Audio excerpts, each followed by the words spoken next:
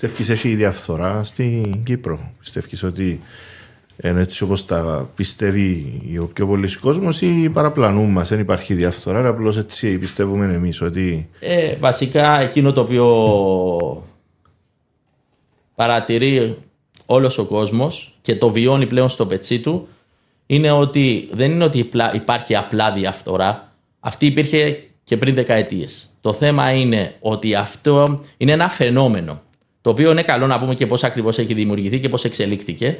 Απλά αυτό τώρα είναι στο αποκορύφωμά του. Έχει φτάσει σε τέτοια βαθμό η διαφθορά που απειλεί την ίδια την κοινωνία, τη χώρα και τον ίδιο τον πολίτη. Χτυπήσαμε μπάλο δηλαδή. Ακριβώς. Είμαστε λίγο πριν τη μεγάλη μας καταστροφή.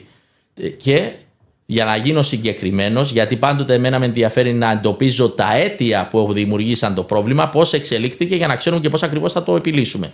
Αυτό δυστυχώς δημιουργήθηκε κάτω από μια πελατειακή σχέση μεταξύ του πολιτικού και του πολίτη. Την καλλιέργησαν τα κόμματα για να δημιουργούν κομματικούς στρατούς και τα κόμματα αλλά και οι εκάστοτε πολιτικοί. Άρα μπήκαν λάθος άνθρωποι μέσα σε αρκετές θέσεις κρατικές, ημικρατικούς οργανισμούς και δημιουργήθηκε μια ομάδα ανθρώπων που είναι πάνω από τα κόμματα, τα λεγόμενα οργανωμένα συμφέροντα, τα οποία πλουτίζουν από το δημόσιο πλούτο και χρησιμοποιούν τους νόμους, τους ανθρώπους αυτούς που διορίσανε για να εξυπηρετούν καθαρά τα προσωπικά τους συμφέροντα και φτάσαν σε αυτό το βαθμό της απληστίας που έχουν και αρκετούς ανθρώπους μέσα στη δικαιοσύνη. Εδώ τα λένε ήδη η λειτουργοί της δικαιοσύνης, αυτά δεν είμαστε εμείς που τα λέμε.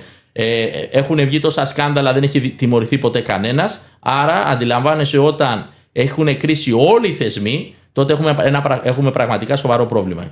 Και το επόμενο είναι πώς αυτό θα μπορεί να υπάρξει αλλαγή. Η αλλαγή πρέπει να γίνει από εκεί που ξεκίνησε το πρόβλημα. Η πολιτική το ξεκίνησε, η πολιτική πρέπει να το διορθώσει. Δεν μπορεί να γίνει από τα υφιστάμενα κόμματα. Αν ήταν έτσι, αν θυμάσαι από το 2011-2016 μιλάμε για ανανέωση πολιτικών μέσα στα υφιστάμενα συστημικά κόμματα, μπήκανε αντρόσωπα, αλλά όπως παρατηρούμε τα τελευταία 15 χρόνια συνεχίζεται αυτή η καταστροφική πορεία όλων αυτών των συστημικών κομμάτων. Άρα δεν μπορεί να έρθει η πραγματική αλλαγή από τα συστημικά κόμματα, άρα πρέπει να έρθει από νέα κόμματα, αλλά στα νέα κόμματα υπάρχει μια σημαντική αρχή.